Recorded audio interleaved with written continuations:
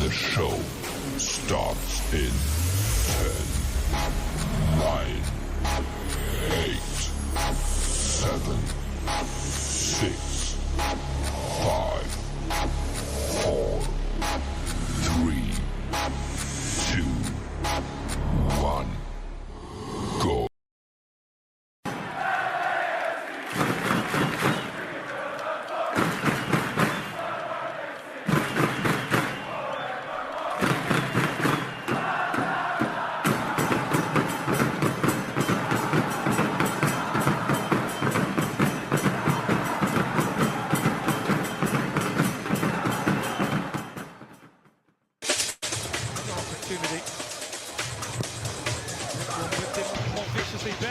Didn't leave it for his goalkeeper. Comes from the edge of the box. Oh, took a deflection and Thomas builds it into his own goal.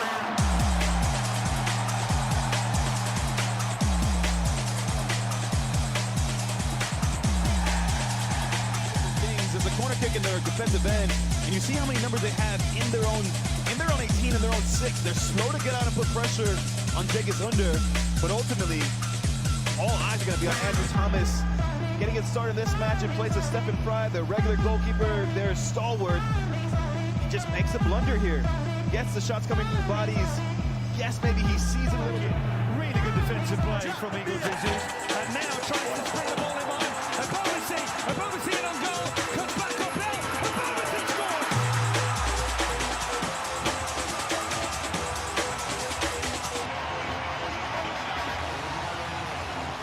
Defensive work from LAFC, and specifically that man there, Eagle Jesus, doing the dirty work defensively, but having the presence of mind. What a ball that is. It's a teasing ball that gets John Bell to gamble, and then Jeremy Ebobisse showing off his footwork, critical. He has one thing on mind. How do I eliminate this offender, create some separation to find the back of the net? Again, the build-out is sensational. Martinez, Denis Bouanga, lots of space. Well, that's making a really good run at the far post. Denis Bouanga's going to try going alone.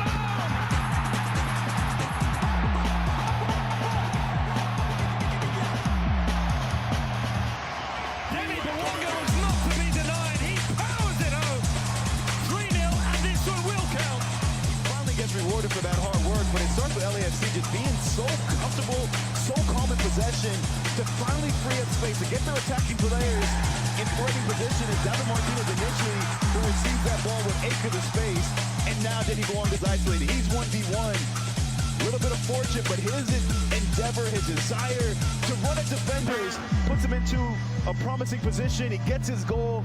He exits the game with his side up in a comfortable position. You can't control your opponent, right? So LAFC can't control what 11 were put out there in front of them by Seattle, but they can control what they do with the ball. Valencia, they're creating with it again here. Yeboah. Oh, that was one to the far side. Yeboah's going to hold on to it. Score!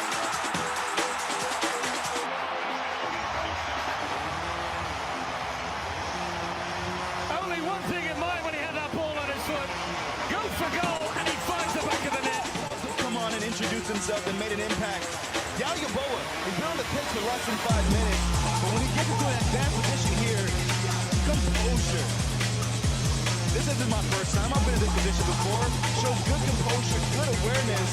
His little chop back on his right hand side and find the far post. But again, it's about LAFC finding ways to utilize the width, to create overloads, to get numbers centrally to finish off plays. Emphatic performance, great fourth goal. Making the run he wanted, but then Yoshida gives it away to his former teammate Mark Delgado. Here's Denis Bouanga. Gets around Yamane. Bouanga!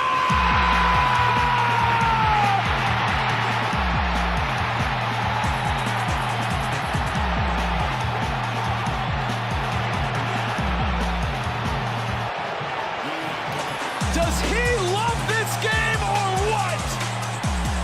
A player who always steps up in the big moments has leveled it for LAFC. What a goal! 2025 is that it's been a slow start. He has struggled in moments, and yet the 7th goal of his season is an absolute banger. You cannot allow him to cut inside to his favorable right foot. His former teammate John McCarthy is left with no chance. Ryan Hollingshead Still howling second ball. Ordaz is in! Oh, a goal!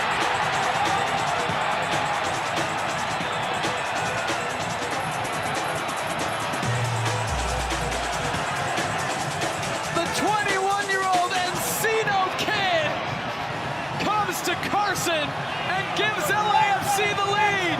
He's a big game player. Hollingshead's going to come inside, no pressure from the Galaxy, so he's going to cut into his favorable right foot. But to step into the midfield, then to pull the center back off of your shoulder. Brilliant run, defender on your side, hit it first time. Nathan Ordaz, the biggest moment of his MLS career with LAFC. What is up, and welcome to another episode of the Voices of the Black and Gold. I have my man here, Andrew, with me. We're going to have some other friends to stop by. Andrew, what's going on, man? First time on the Voices of the Black and Gold. Appreciate you being here with me, man. So it's a pleasure having you here. And, we got a lot to talk about. I just shared a ton of highlight reels. One from a game that I feel like was our best game by far, and another one that we just feels like it was almost like a loss. We left points out on the field. So we're going to break it all down. But first of all, how's it going, man? Oh, good, man. Thanks. It's good to talk to you and good to be on here. You know, I was at the game on Wednesday. I watched yesterday's game from home. So, I got two different perspectives for each game. So I'm excited to be on here and talk about it. Yeah, look, man, we're going to start with Seattle. At the end of the day, I feel like that was by far LAFC's best game to this season. LAFC looked great. They dominated 62%. We ended up with 62% of the percentages of possession.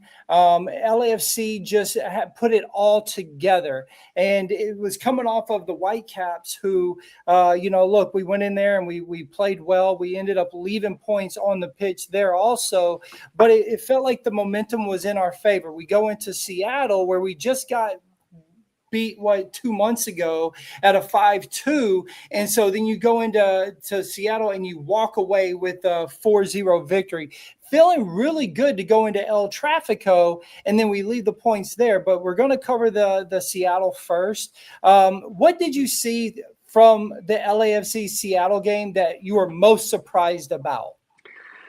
It was really just the confidence level of pressing forward that I absolutely loved on Wednesday. It's something that we haven't seen, I'd say, in a season or two, of just consistently, knowing what we're doing when we push the ball forward. And it just seemed like that combination Wednesday night, it was electric. It was a great night at BMO. The shots we were taking were going in, which that doesn't always happen for us. But yeah, it really felt cohesive, and we saw it through to the end, which is something that we typically don't do as of recently. So I think that was the difference maker on Wednesday.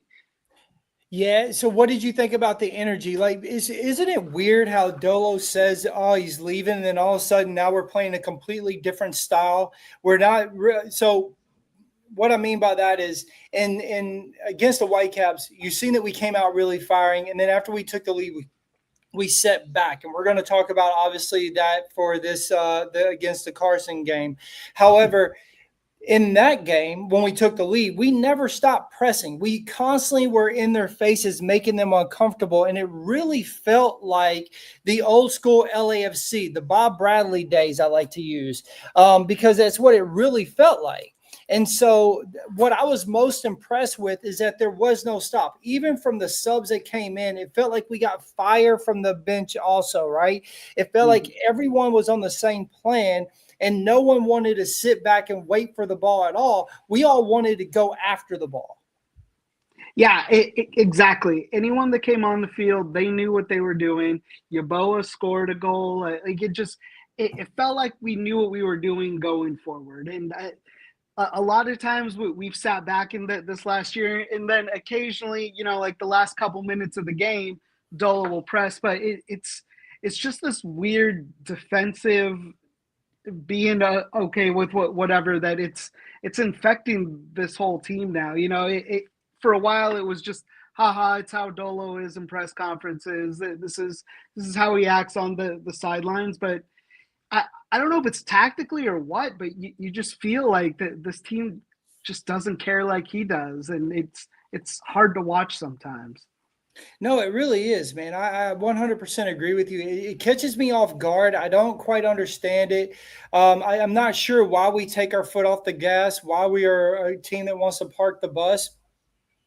I like the changes that we've made this last 7 games. And I mean, I do need to say that LAFC is we have not lost in the last 7 games, and that is a big deal, right? Like that's something to be very proud of. However, we still have left 4 points between the Whitecaps and between Carson on the field. Like, these are games that we had in our hand that we should have walked away with.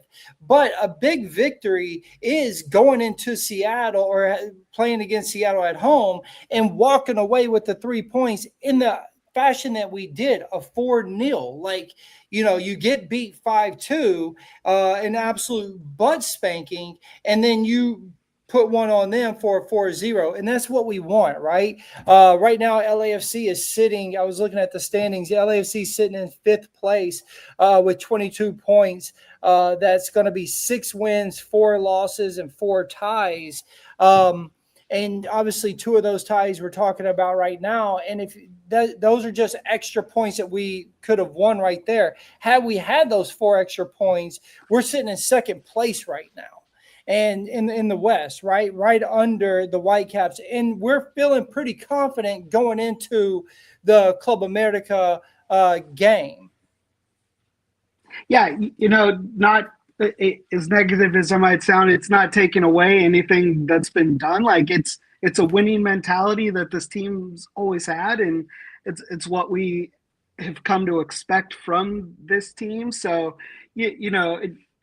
we're in the hunt, which is kind of what we did last year with competing with all these extra tournaments. But there were a lot of games last year that we should have won but didn't, and then we ended up sitting in the stadium in the last week just to see if we had actually won first place last year, which again is amazing. But at the same token, I think it's okay to expect better, wanting your franchise to win. And that the CCC loss against Miami, it hurt. We've done a lot of good this season, but when you spread yourself so thin and you just end up coming short time and time again, it's hard to take the little victories that you see with going into Vancouver and tying, going against our rival in tying. I prefer us to win those games. I think it makes a big deal at the end of the season. Yeah, I'm like you, man. It's a big deal for me. I remember when, I always reference this stuff, but it's very true because it sticks with me to my core. I always thought Bob Bradley was a really good coach because I liked the way that he played, right? Or he coached, right? I like the fact that he wanted everything pushing forward, and it was an attacking style soccer and beautiful football. It was always what he said to us in our press conference. What I didn't like is how he would always call El Tráfico just another game. And I remember when Dolo came in, the 32-52 leaders are all sitting with him, and they're in the BMO Stadium, and they're asking him, and they're telling him, hey, look, when it comes to El Tráfico, we don't want it to just be another game. We don't want it to just be something that's, just a part of the schedule. We want this to be highlighted. We want to make sure that our team goes out there to win these games. We never want to not feel like we are giving our all to these types of games. And I got to say, man, it still feels like LAFC doesn't show up for these particular games. And it always throws me for a loop. Like, how can you play the Whitecaps so well, and then you come in and you go and play against a Seattle who literally kicked your butt, and you put a spanking on them, and then you turn right around and don't show up for the first 15 minutes. I don't get, like, I don't understand it. And it's something that I struggle with, right? Because I am like you. I don't want to leave points out there. But one thing I don't want to do is when we come to a rivalry game, I definitely don't want it to be just another game. And I want it to be something that we all are up for. Like, no matter if they're in last place or in first place, both teams have to show up. And I feel like Carson constantly shows up, and it's iffy if LAFC is going to show up, and that's not really I'm not too big of a fan of that. You know what I mean? Like, honestly, I'm really not. And, so I was impressed with what we did against Seattle, but not so impressed of the build up for that. You know what I mean? I'm sorry, I left the kick free and I couldn't jump higher. Aaron Long. No way. No way. That's not really Aaron Long. Ain't no way. Ain't no way. Who is this dude? He's clowning right now. He is clowning. A calling card for a true rivalry is that either team can win no matter what the record says. I agree with that, Daniel. I agree with that. But I do feel like Carson shows up a little bit more, like a little bit with more of a chip on their shoulder, where for us, it's always a situation where it's like just another game. Or, I'm about to show you a clip in a minute. We don't have to win. Oof. Oof. Right? Like, what are we talking about here? Like, yes, we do. We have to win. That is the whole point of what we do at LAFC. That is the whole point. Like, I can't think of worse things that you want to hear a coach of the team that you love so much to say out loud for any sport, for anyone to go, it's sometimes it's okay just to be okay. Like, that's the last, it speaks to volumes, the kind of mentality that he makes it okay to park the bus against the worst team in the league, against statistically like the worst team that Carson's fielded since we've been in existence. Like, they're an awful team, and you decide to park the bus. Like, that was embarrassing. It definitely feels like a loss. When it comes to the Carson game, I was very impressed with how we bounced back after going down so early. Okay, so I don't want to take away from that. And the banger that we just seen from both Bouanga and Ordaz, they were absolutely beautiful. I would go as far as saying that I believe that Bouanga's goal could be the goal of the season for LAFC, right? Like, when we're looking back at the end of the season for LAFC goals, that could be the one that will be the goal of the year for him, or for even the club. It's obviously super early, so we don't know yet. We have more games and more beautiful goals that will happen. But that was an absolute banger, outside the box, just beautiful goal. And then, Ordaz's goal, a beautiful pass from Hollingshead, who was absolutely getting tore up over there and putting in a ton of work, had enough legs to get that beautiful pass into Ordaz. And it was a great team play, and I loved it. I loved everything about it. And it made me feel very hopeful. In our chat, I kept saying, like, dude, we could actually win this game. Like, this is feeling like now things are turning in our favor. And then once Painstill came in, you felt the change, right? We brought in Marlon, and then you just felt things change a little bit, and it just felt like, okay, it wasn't in our favor anymore, right? Like you felt the shift. He was doing everything he could to put the Galaxy on his back. And then I started getting worried. I was like, well, shit, man, if we can't stop this guy, we might really find ourselves in trouble. And then we got there was an offsides, and they brought the ball back from a goal that they scored. I called it lucky on Spaces. All the other guys, they said that was not lucky. It was offsides by a mile. Yes, he was offsides, but had they not went to VAR, when we leave anything to VAR to chance, you never know what's going to happen. Yeah. No, I completely agree. Those two goals, amazing. Ordaz stepped up in a big game again. Bouanga, I agree that shot's up there this year for some of the best. That the first goal we gave up in that game was awful. Like you could see Hollingshead and Segura like standing in the same spot against the fastest guy, debatably, on the field, and we don't historically bounce back well when teams score against us. We just completely shit the bed. So to see us claw back, it was a great feeling. But yeah, I know Dolo said it might have been injuries or something, but just completely shifting what we were, it gave me the sense that Dolo knew he was getting defeated and he was just throwing something back out there. It wasn't a calm response. Dolo rarely has adjustments that will blow you away, but in this sense, you switch to that 3-man back, and that rhythm that defense was in was completely gone. Everything that we had built up for it was completely taken out, and that hurt. You didn't really have a replacement in Amaya.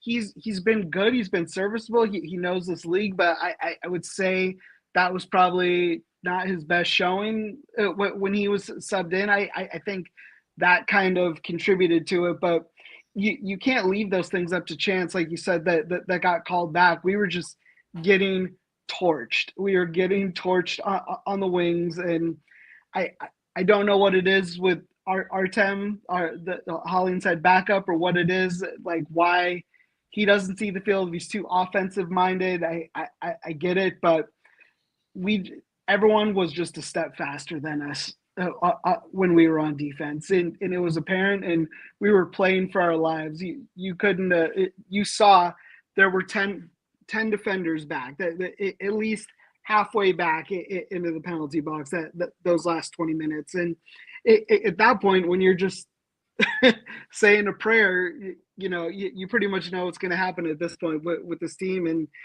we gave it up. We had the chance. We had the chance to seal it, to put it away, to put a dagger in, and we just couldn't deliver. Soccer USA says, happy to see Andrew on. He has great takes. I agree. I really enjoy talking LAFC with Andrew. He's a great guy, and someone that I've been chatting with LAFC for a while, and been trying to get him on here. So really stoked that he's finally on here with me, actually, and hopefully he's going to be coming back a lot more with us. David says, Nathan Ordaz, how good is he? I have my LAFC color glasses on permanently. I can't tell. I got to say, I think Ordaz has been our standout player for the year. I definitely, I didn't know what to expect from him this year, Andrew, and I think I agree with David. I think he has really came into his own. We've seen him come really far from, playing, in the academy to the LAFC 2, and now having him here. He scored some big goals for us. This is the first year that we're really seeing him break out.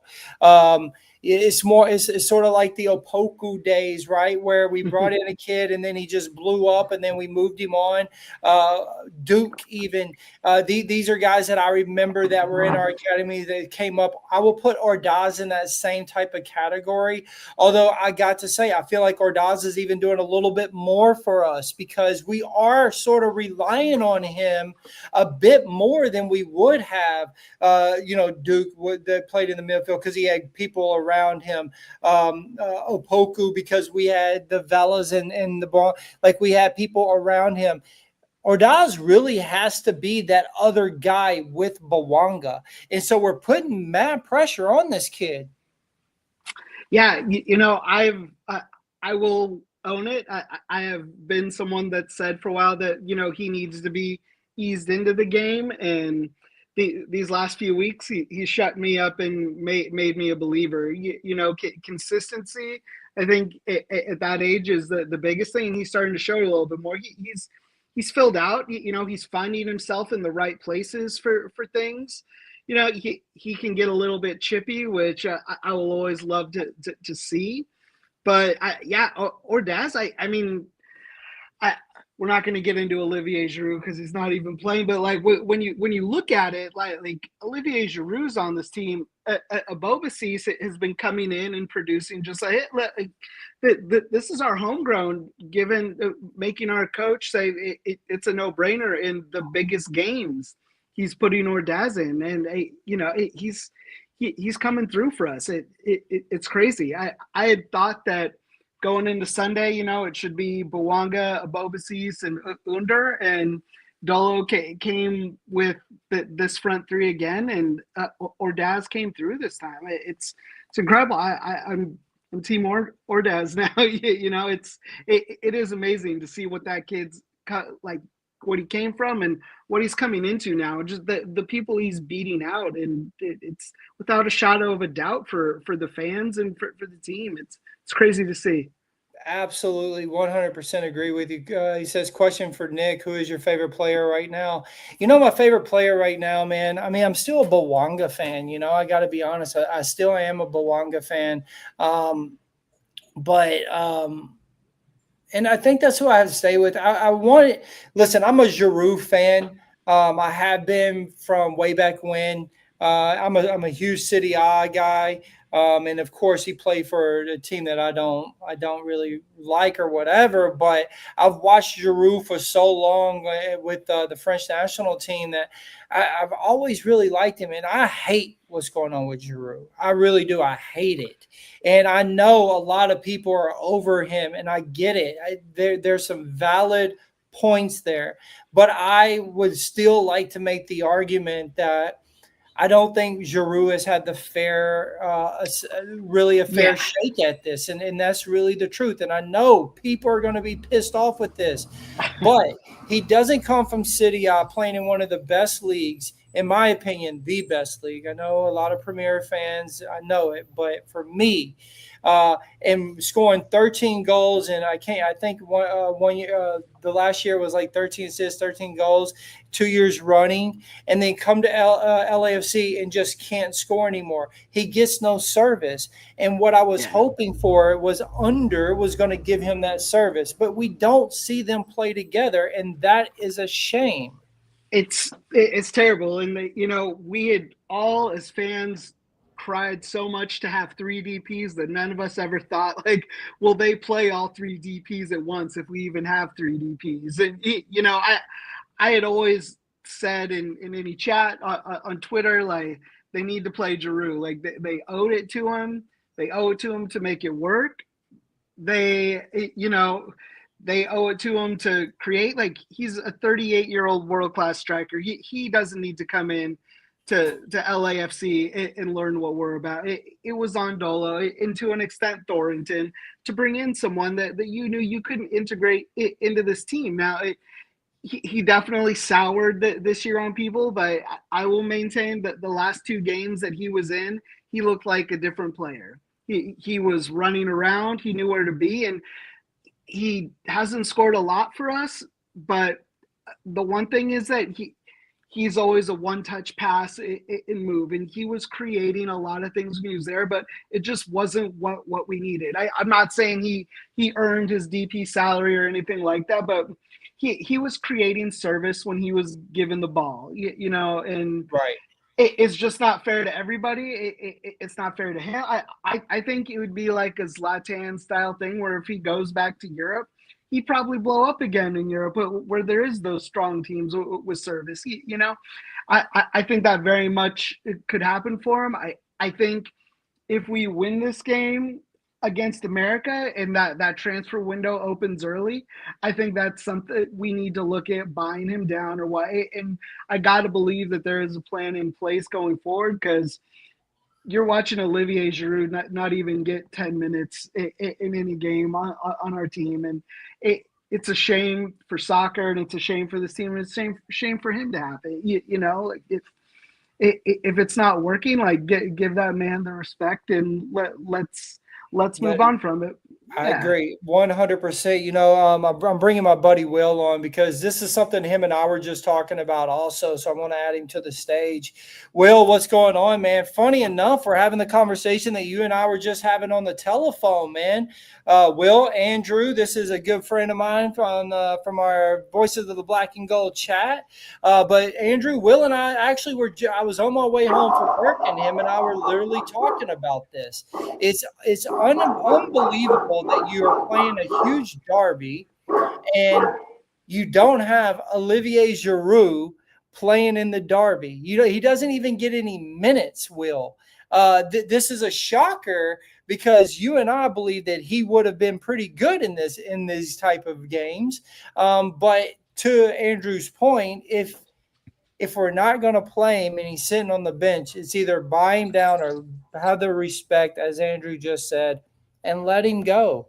Get him out of there. Take that bill off of our books, and let's let him go and be somewhere where he's going to be productive in the last few years of his soccer career.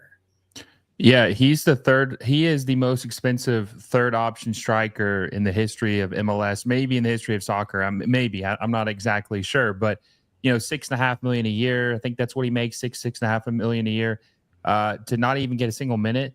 Nathan Ordaz obviously starts, rightfully so. Very good player this year. Had a beautiful goal. Ryan Hollinshead obviously had a great pass to him in that game. And then Jeremy Ebobisse. I'm not a big Ebobisse guy. I've always thought he's very inconsistent, even back to his Portland days. San Jose, he had one good season. I'm not a big fan of his to get significant minutes. I think he's an okay option for a backup, but Giroud, you cannot have a DP not even see the pitch. Just a waste, absolute waste. And the tricky situation is the only way that they could make it work is either loaning him out, getting someone to want to take on his huge salary, which might not be easy just because he hasn't played a lot lately. Maybe some people be skeptical about how much he has left in the tank, rightfully or wrongfully. He's 38 years old. He'll be 39 this year. Might not be super easy to get a taker, but also too, if you bought him out, you'd have to pay him the rest of the salary this year and then next year. So it might be like $10 million just to have him off your books. And as you and I both know, Nick, they weren't even willing to pay Griezmann 15, 20 million to come here and play for him. I don't think they're going to pay 10 million to have Giroud not be on this team. So I'm kind of leaning towards that they're kind of stuck with him unless they can find someone that's willing to take his salary on and take him on loan, that they're probably going to be stuck with him at least for another year. So I think the best thing to do is just try to find a way to get him involved. Try it one more time. See if you can get him to play. See if you could change something up and see if he can contribute to this team. Because if they want to not only win their game against Club America, what's coming up, but if they want to win an MLS Cup, they have to get something out of him. I honestly don't think you can win an MLS Cup if one of your DPs is completely useless. I think to win an MLS Cup, all three of your DPs have to be key contributors to your team. No, listen, I agree with that 100%. It says, I'm no expert, but Giroud was obviously not a fit for us. Why didn't Thornton know that? Can't waste a DP like this. I agree with that. I agree with that. And Giroud versus Club America, does he start? And we're going to definitely cover some of Club America.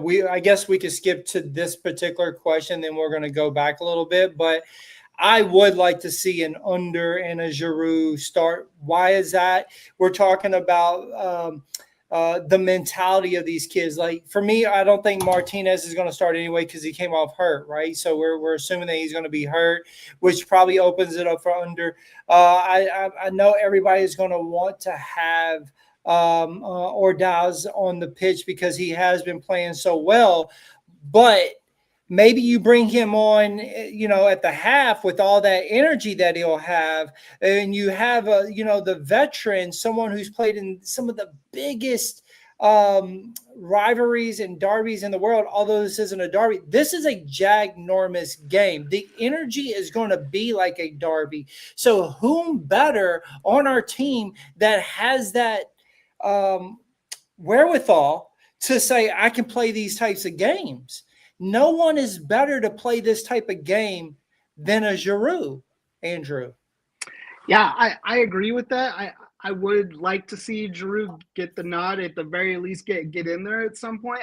I think we have to showcase what our best foot going forward. I do think a Giroud that understands where he needs to be on that field would be the best option. With Ünder, I've said it before in the chat. I don't know what it is, if he plays a certain minutes, that purchase option like becomes guaranteed or what, but it defies all the logic in my brain why Ünder doesn't play more than what he does. Anytime he comes on, he's been a producer. He's fiery, like I said, how Ordaz can be. He gets pissed off, which, you know what, after last night, I'd like to see people a little more pissed off on that field. But like he's passionate. He understands the game. He understands service. He understands when to shoot, when to give it up.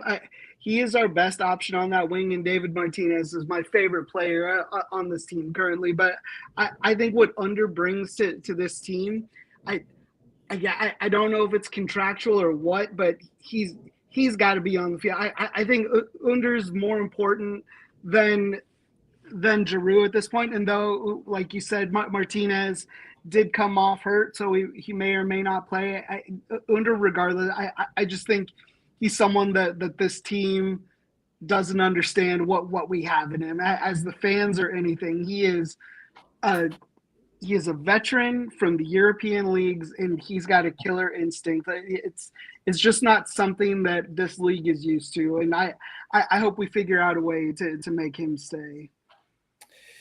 Would you start Giroud over Ordaz and hope that it doesn't affect Ordaz's mentality for the game? I mean, what do you think to that, Will? I personally think that you do, and then, like I said, you bring in the young gun after, and you sort of wear it out. You know, it's sort of like how you say with Collini, Will.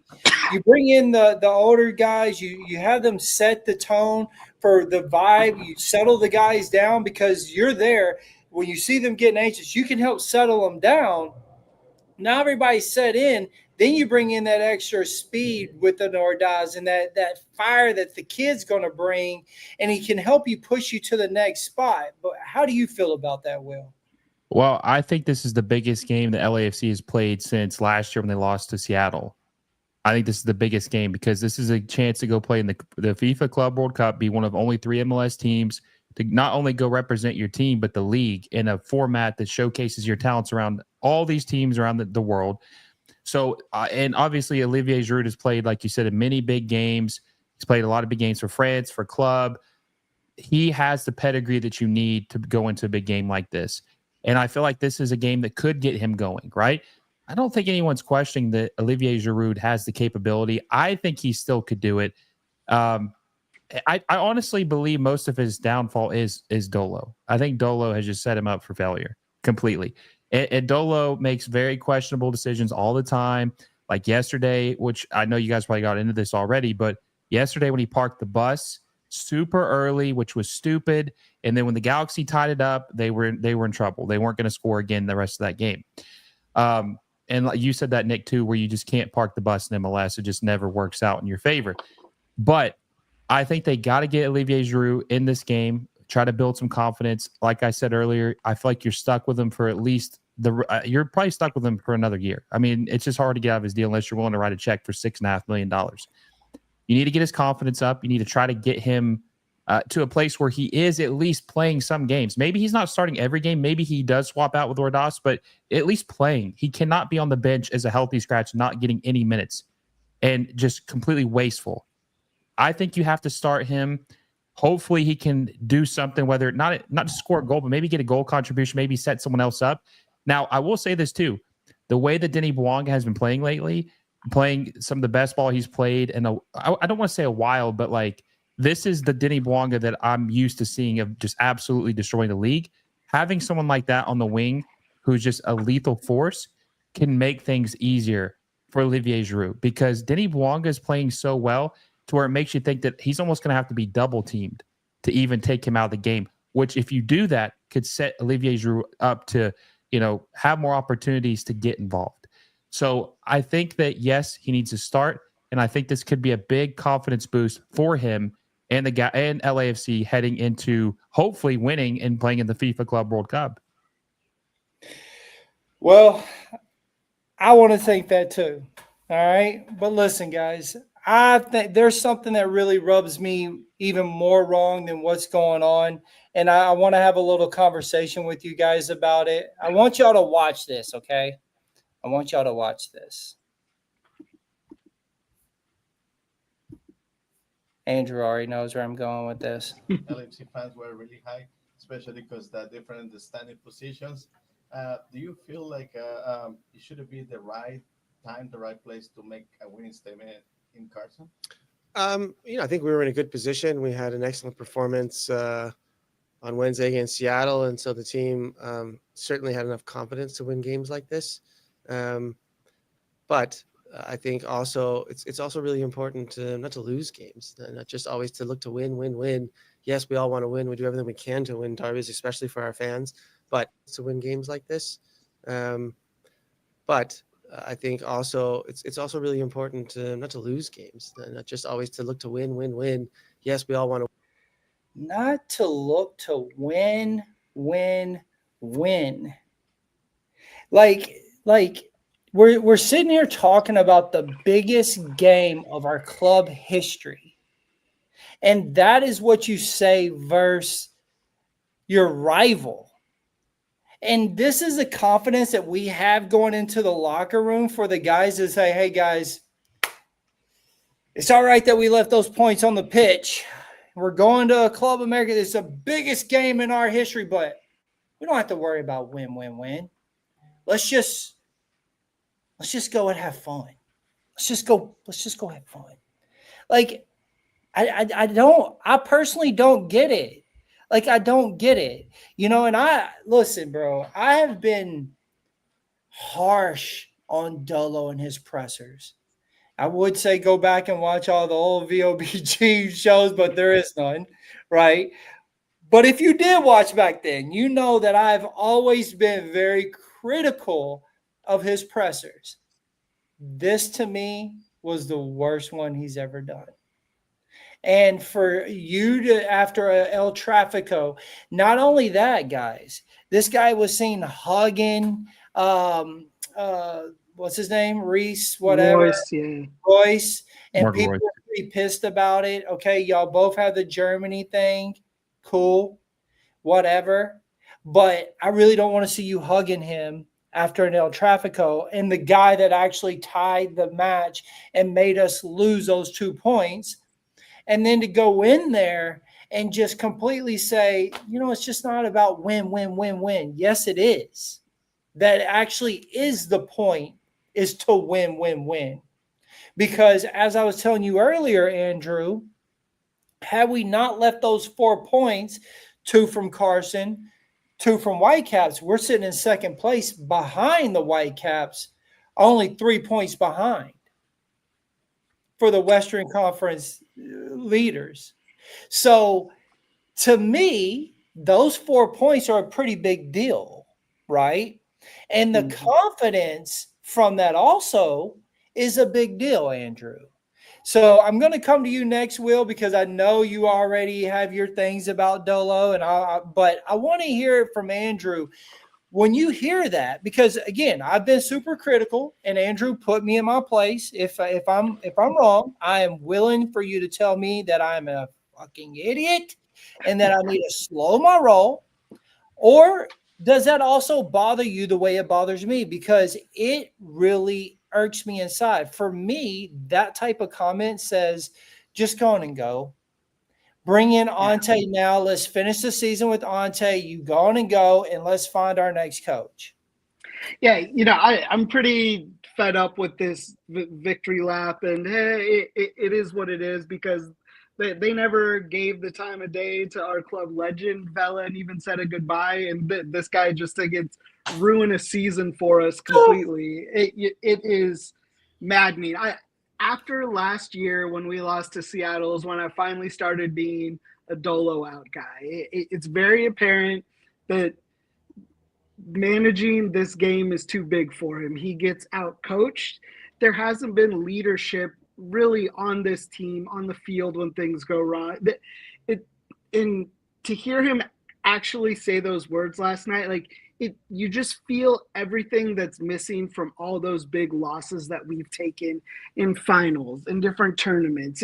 That when you're like, how does it go wrong? How do we not show up? To hear your coach say it's okay for a loss, and it's okay that, you know, we just didn't think win this time against our biggest rival, the worst team they've ever put out, the worst they've ever looked.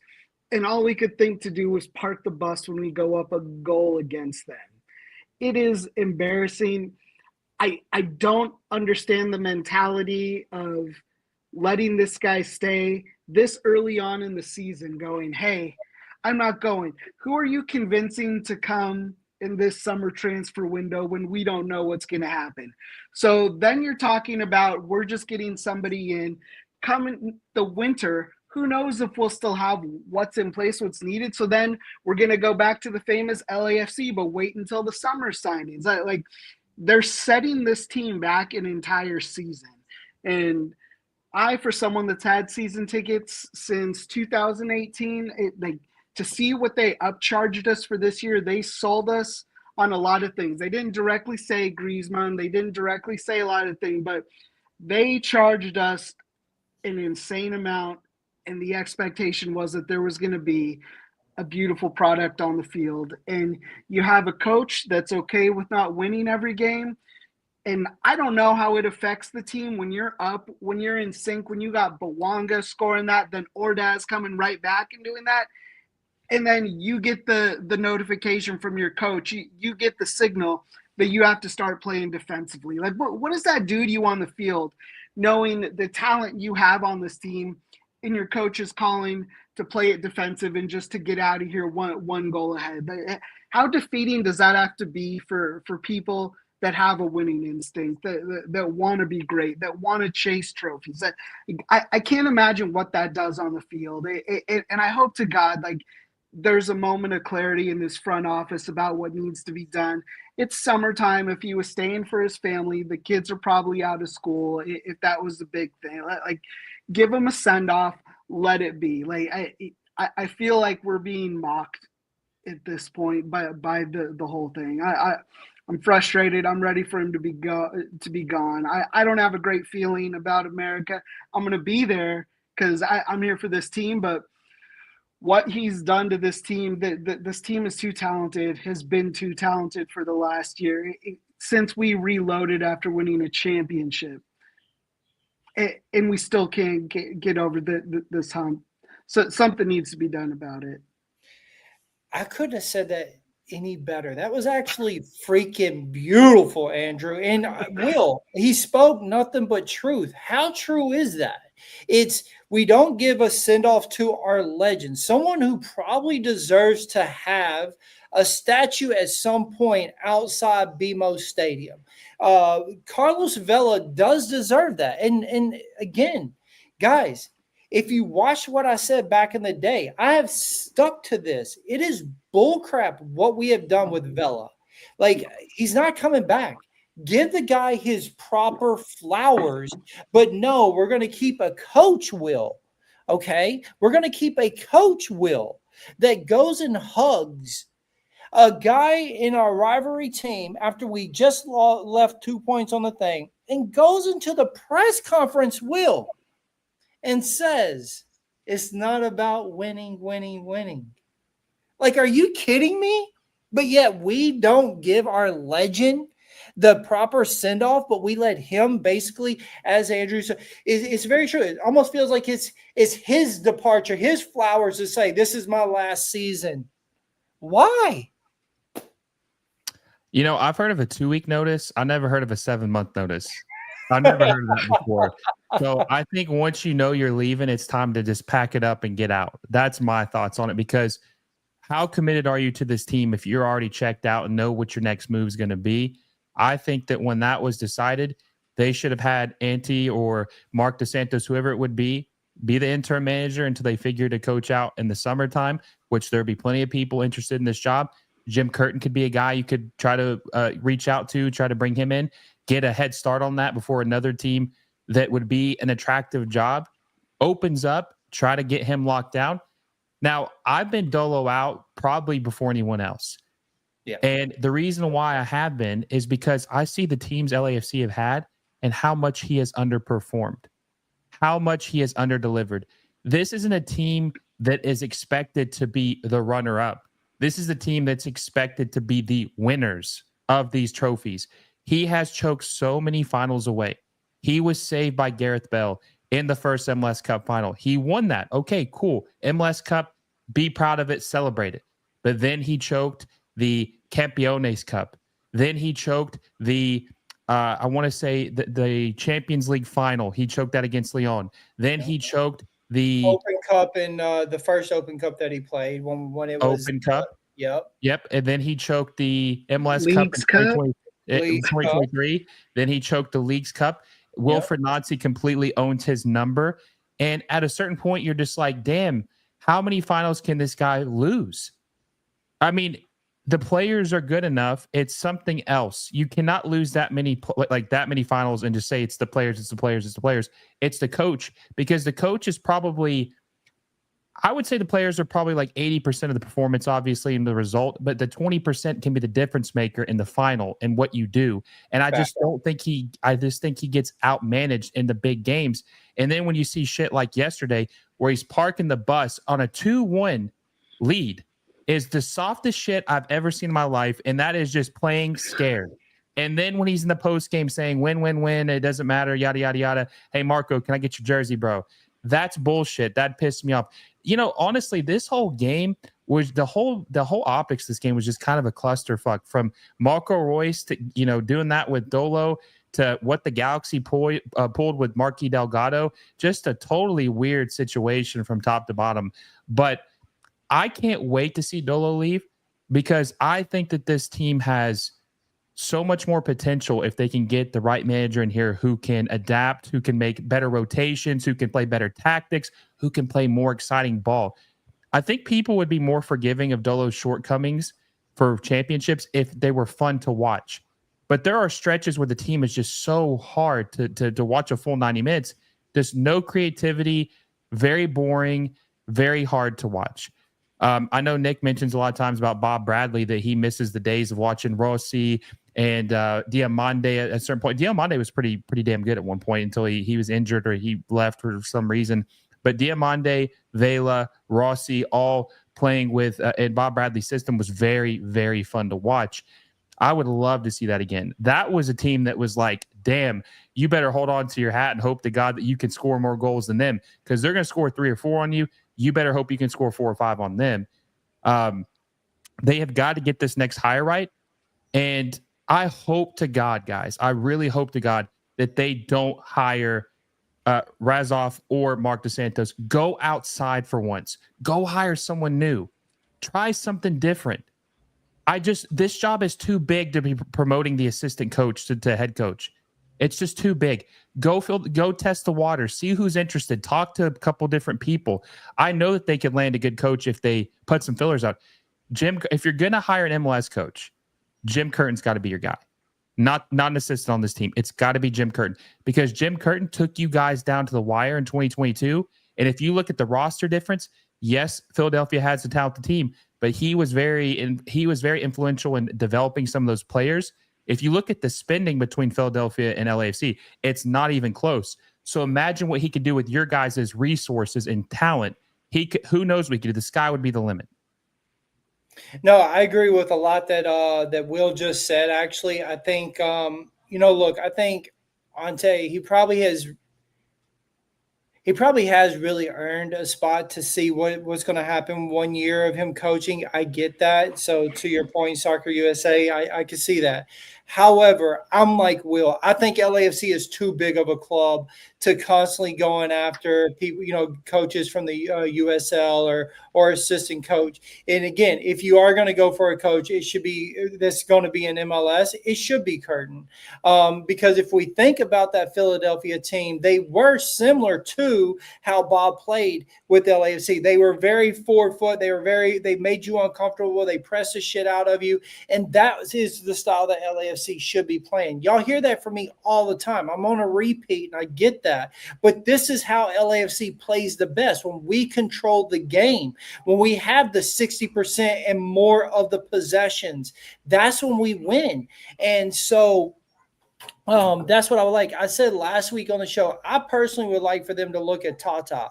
I know a lot of people are like, but why, dude? Look what he did for Miami. Look what, like, I think what he did for Miami, I don't think it was a bad deal. You can't just expect this guy all of a sudden just come in and start winning whatever. I get that. But if he would have the South American hookup for LAFC, it would be a big deal. And I think that he's someone that knows this league that really could come in, as Will just mentioned a minute ago, Andrew, with the money that we do have behind us, as Miami did, and say, well, I can bring A, B, and C of these players that I know really well for this team, and it would be a big deal. So I don't know why they wouldn't consider that, but hey, look, man, I personally would like for us to go out to Europe and get some big name, and I think that would be great. But if we're going to go into MLS coaching, it has to be Curtin. If we're looking for someone that knows the league, Tata. If not, you got to go out. That's just my opinion. What do you think about that, Andrew? Who would you like to see come in?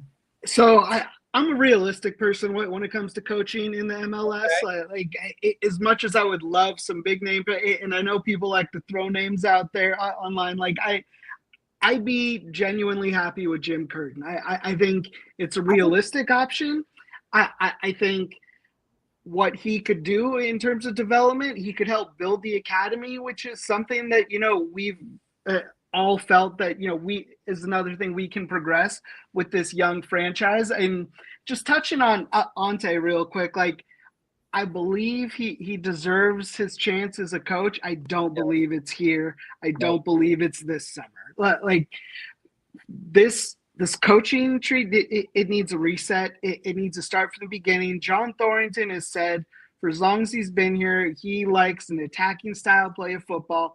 I haven't heard him say anything about this team in 2 years. I would love to ask John Thornton if what he sees on the field is what he envisioned when he puts this team together, because I could guarantee he wouldn't speak too favorably about the product that we put out there. Like Will said, it's boring, it's defensive. It's not what these players got sold on as well. So I love Ante, but I think he'll do great somewhere. We have to get this hire right, and it needs to be a reset. These assistant coaches have been in a long time. They've been in with Bob, and not taking anything away from Bob, but we just need that reset. We need it from top to bottom. We need a culture reset. We need a leadership reset. And I agree that it has to be the right one. I love Curtin. If we go outside to Europe, I just don't know what big name coach you're convincing to come to MLS and convincing, to take on building a team with these salary cap restrictions. Until that gets loosened up, coaching's been a tough sell for this league. I'd love a big name, but God, I would take Curtin tomorrow to get us ready for America. Nick, can I say one thing real quick? Yep, of course. Yeah, Ante, I think one of the red flags of him too is why has no other team made an offer to him to get him to coach? I mean, there's been several openings in Major League Soccer last couple of years, and he's not a coach of any MLS team right now. So I think that kind of says I think one team was interested in him, and he turned it down. But I don't think it was a good option, and there's been other teams that just kind of overlooked him. So I think that is kind of a red flag. It's like, well, hey, if other teams don't want him, why should LAFC hire their assistant coach? They obviously should have bigger aspirations. 2, I don't think they necessarily have to hire a big European coach, because we've seen this year with Jesper Sorensen at Vancouver. No one knew who this guy was.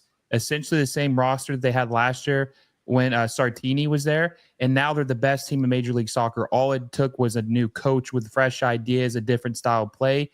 And I don't know if you know this, Andrew, but their best player, Ryan Gauld, hasn't even been playing this whole season. So their best player's been out, and they're still the best team in the league because their coach is damn good at making adjustments, playing a good style of football that is effective in Major League Soccer, and he just knows how to get the most out of his players. So I think there's some good coaches out there. They don't necessarily have to be a name that we've all heard. It just has to be someone that I think can be innovative, someone who's willing to make changes.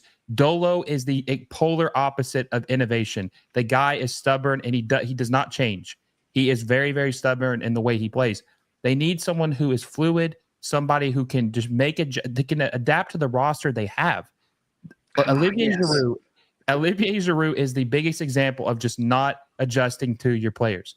He is hell-bent on just playing this 4-3-3, and we all know that Giroud thrives when he has a secondary striker or someone that plays underneath him, like Griezmann does with him in the French national team. But for some reason, he never tried that. And his last year, what he did with the wingers he was playing was just an absolute disaster last year when they were down the stretch, when they were trying to get Giroud involved, but through Dolo's stubborn plan. So I just think that this job is going to be very, very desirable. They are going to have many, many choices, and they need to act like they have choices. They don't need to just interview two guys and be like, yeah, I guess we'll hire Razov or we'll hire this guy. They need to interview Jim Curtin. They need to interview probably 4 or 5 guys abroad. Yeah, sure, interview some assistant coaches too if you want, but this needs to be a broad search, not some sham process like when they hired Dolo. That shit was planned out years in advance. That was the fix was in from day one when Bob got let go. I think that they said that Dolo was always supposed to be the coach, but when Bob got fired, it just kind of sped the process up. He became the coach a little earlier than expected. This needs to be a thorough process where they interview several, maybe even 20 candidates. Maybe that's a little extreme, but more than just 2 guys. It needs to be a very, very deep searching process, and then I think they will hire the right guy.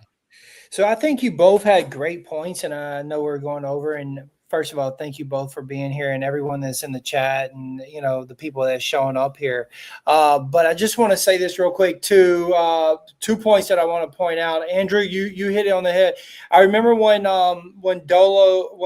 John Thornton first talked about the coaching that we were looking for after Bob, and he said the system was never going to change. You remember this, Andrew? The system will never change. We're attacking team. We're going to stay that style, and this is what we're going to do. And when they brought in Dolo, it was like, oh, he's everything that Bob is nothing's going to change. And the first year it really didn't, because it was all of Bob's people. And then you started seeing things change, and it just never went back to what we were. So that is a great point. And I wanted to mention that because I heard what you said, and it's very true. We haven't heard him say that anymore. And it was always something that John said, right? We're this style of team, this is how we play, but we don't hear him reference that anymore. And so that's a great point.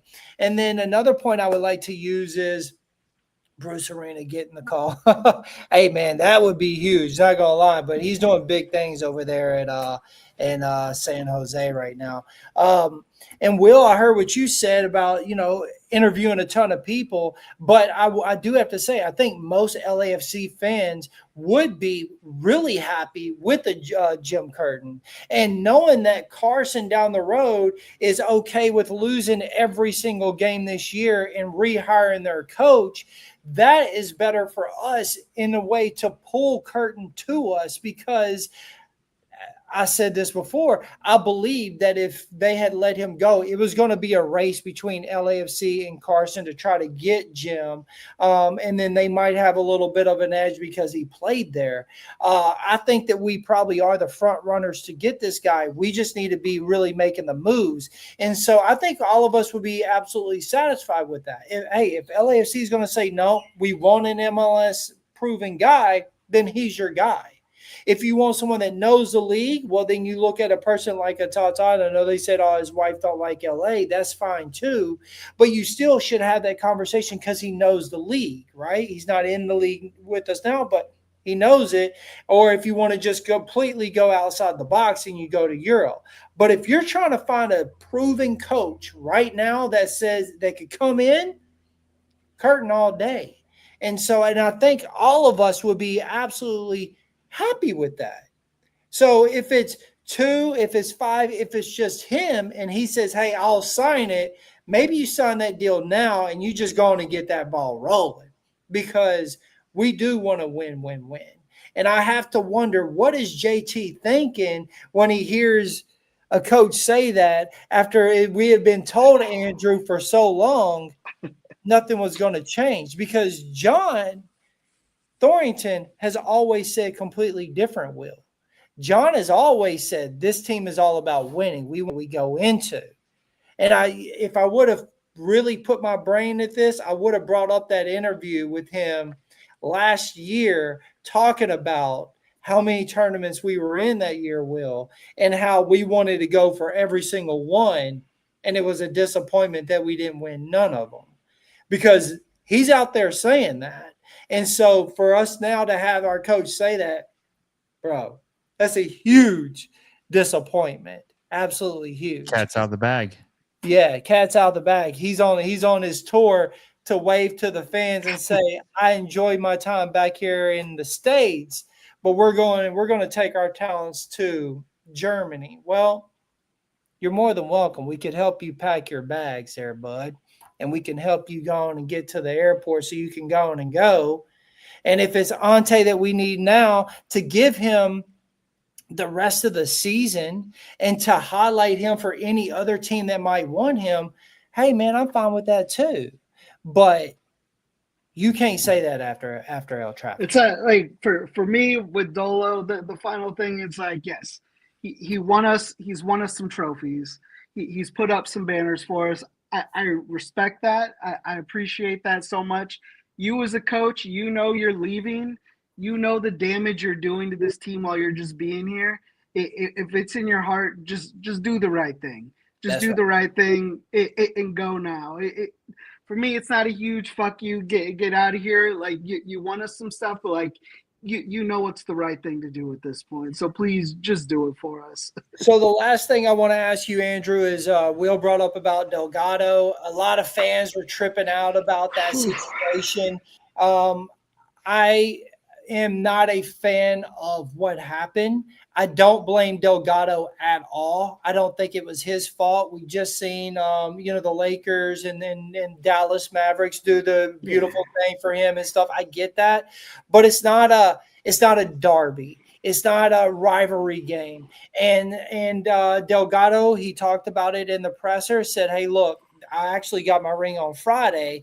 They told me that was going to be a video that was shown during the warm-ups. Instead, they lied and they put it into the social media, and they sort of had people turn on him on both sides. Galaxy and LAFC were coming after him. As an LAFC fan, where do you sit on this? Because are you mad at him, or are you just upset with what Carson did because you know you were trying to troll? I'm not mad at Delgado in any way, shape, or form. You know, when I was in the stadium when we gave Chicho their ring. I was in the stadium when we gave Franco Escobar his ring. And not anybody at that point was flipping out from Houston. That's not fair. Anybody from Pachuca. And I get it, it's not a derby, but he actually did. He went to the stadium outside of the game. I think if they tried to announce that at the stadium, it would have gone a lot worse than what this reaction was. Right. I think it was a shit move by some intern social media people that did that to kind of flip it like that. And it sucks that it happened to him. It sucks that it happened to Delgado because he feels kind of cheated by that team. He's allowed to feel a certain way. Like it was like when McCarthy left and went to Carson. He didn't have a choice. We weren't paying McCarthy. And Carson needed a goalkeeper. Yeah, we still give McCarthy shit back and forth. But I can't recall if we ever posted anything to rub that in the face of anything. I can't recall if we've ever used McCarthy as a shield kind of to run our mouths. If we have, I'll admit it on that. But, I haven't seen it, and it was just a real shitty thing by that. And I wish our fans would see that like other people still get rings. It's still coordinated. These things are still given out. Everybody except for Carson's social media tried to do the right thing. That's right.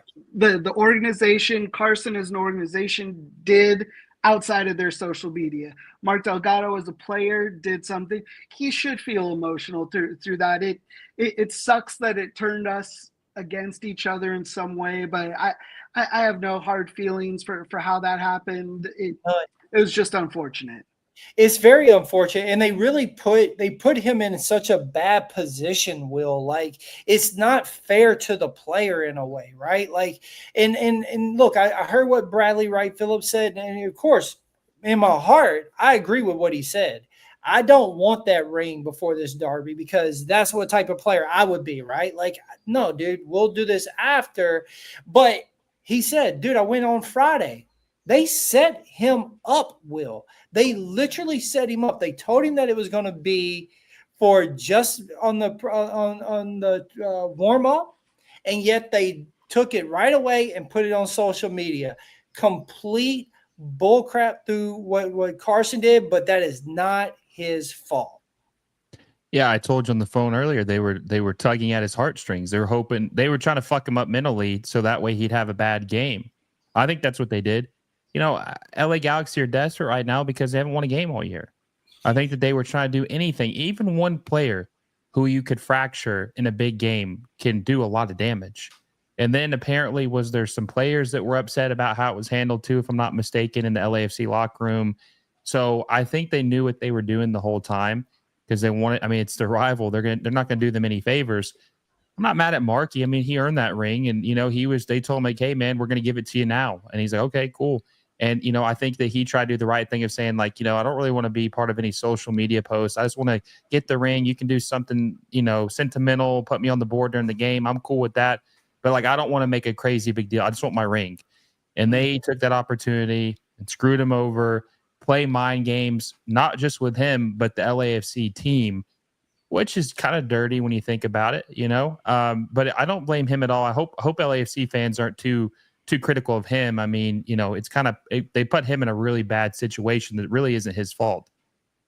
I mean, think about it, man. You play your whole career to get that. You know what I mean? And then they just sort of take it and like just do you dirty. It sort of sucks, But guys, this is it for us. Voice of the Black and Gold today. I can't, I go to work and I come home and I look forward to these days that I get to come and talk LAFC with all of you guys. You know what I mean? Like I really do. And having Andrew on here, first time on here, but me and him have spoke so much within our chat or just in the back of talking about the games. And so I've always said that VOBG is a community, man, and we are building one of the coolest communities out of LAFC. If you guys want to ever join the chat, hit me up on the DMs. We'll add you in there. It's wild on game day, so if you're offended and all this, you don't want to be in there. But, like, we have fun, man, and it's cool that that we're the community that we're building and the friendships that we build outside of this. Because, as I said, speaking to this man for over a few years now, and then finally – our schedules are able where he could come on is a blessing. And Andrew, you've done a fantastic job tonight being on the show. So thank you so much, man. No, seriously, dude. I've really, really enjoyed hearing your insights of how you feel about the game. Season ticket holder from 2018. I mean, LAFC. So it's a pleasure for me to have you on this show. So I appreciate it from the bottom of my heart. Well, it's always a pleasure for me to have you on this show, dude, because you consume all of MLS. And so where I'm biased, you try to pull me back sometimes. And then here and there, I'll have you call them down the road Carson. And that's a win for me. And I appreciate that. Like, I love to hear it slip out of your mouth because I know you're going to eat crow later on your other shows. They're going to be like, yo, you called us Carson. And it's like, yeah, I slipped up. It was an accident. But I enjoy these moments, man. So thanks to both of you. Thanks to the almost 400 of you that tuned in. The chat has been absolutely crazy. This is just the start, guys. I'm trying to tell y'all, Voice of the Black and Gold is so back. Like, we have some really cool things that we're going to do for the fans. Where I'm trying to get it all together. We're going to have literally where I have Andrew just tell his story about what made him choose LAFC. We're going to do this whole thing. It's going to be awesome. I can't wait. We have about 21 interviews set up. I just have to get the ball rolling. We're going to have those episodes air on Wednesdays. They're going to be freaking great. If you don't follow Voice of the Black and Gold on YouTube, you really should subscribe. I put up all the LAFC pressers. We have training days on there, which is pretty cool. You get to see all the guys train. We're going to have, obviously, our live shows here, the fan shows.